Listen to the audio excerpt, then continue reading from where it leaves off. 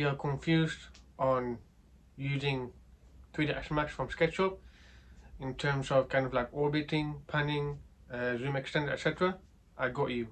So I'm going to be making 3D Action Max easier for you today, so you can get started. I hope this makes sense. And without further ado, let's go. Alright guys, so this is going to be very easy and tutorial today and a quick one. So this is about navigation. I've explained it in my last videos, but I might have to explain a bit more on how it works. Okay, so let's say I'm going to create a box just like this. Okay, so obviously if you want to zoom in and out, you use your middle mouse, zoom in and out, up and down. Okay, if you want to move around, you click and hold the mouse to move it around like this.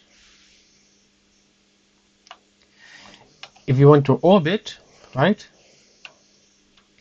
you can hold the small square by obviously by left clicking, right, by left clicking, holding, and you can just move it just like this. And also that no matter where you put the mouse, it never stops.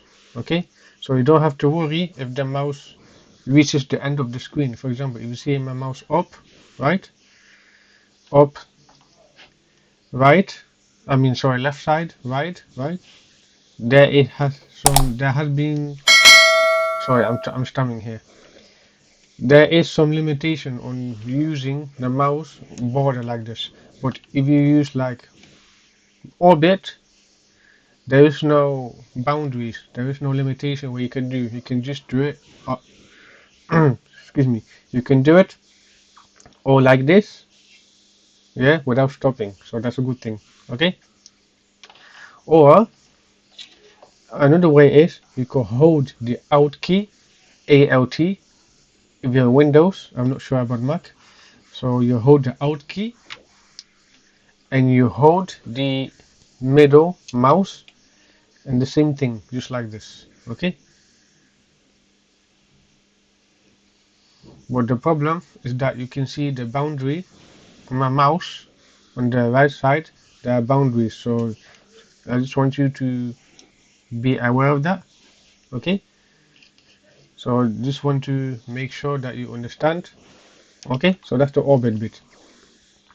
Now, let's say I, okay, let's say I move my mouse like this and I struggle to find the shape, right? What I could do, just press, what you could do is by pressing the Z key on your keyboard, like that, boom, very easy. Okay, so this also works for coordinates. So if I'm going to delete this, right? Let's say I missed disappointed. No, not disappointed. Sorry. I keep stammering, but I'm trying to teach you guys. Okay. Let's say it disappeared, right? You could also use by pressing the Z key. Okay. That's it. You found the coordinate. So I'm going to Control Z just to show you guys. Now, here's the fun bit. Let's say I'm going to create a multiple shapes, just like this. And this is where it becomes very interesting. Okay. Now, all we know, right? If I go like this, if I press the Z key, you can understand that if I press the Z key, it only focuses on the shape that I selected, not on the shape that I've built. So this is not the same as SketchUp. Okay? So if I press Z again, right? It only redirects me to the shapes that I selected. So let's say if I go with this shape, Z, see, it's only direct the shape that I selected. With this one, Z, okay, zoom out, Z, zoom out, Z. But unless you select all of them, right? Z, there you go. So it's really based on what shape you have selected, and if you select the shape, then zoom extend will work only on specific shape. Okay, I hope that this makes sense. Yeah, I think that's it basically. But obviously, this tutorial might be a bit boring or too easy, but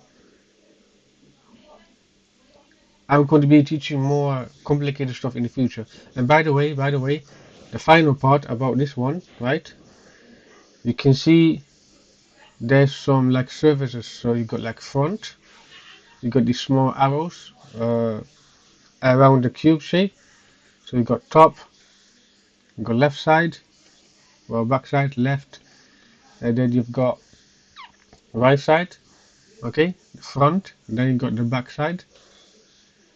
Well, back side, I mean the bottom, and yeah. And also you can click on the edges of the navigation bar to make sure that you want to get a nice view. This side as well, and this side. So this is very useful. Okay, it's similar to SketchUp, but a bit different. And you can also click on the corners as well. So corners, if you want like nice isometric views or axonometric views, right? Like this. You click on the corners of the navigation and the bottom as well. The bottom, okay, this one,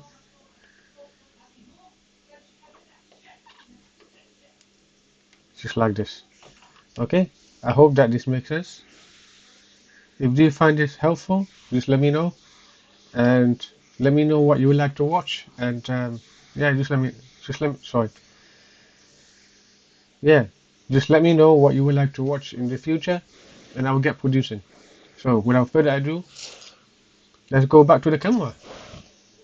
Alright guys, so this is the end of this tutorial. I hope this makes sense. So if you could give a like, comment and subscribe so that it helped me boost the algorithm to reach more people like you and to get into visualization.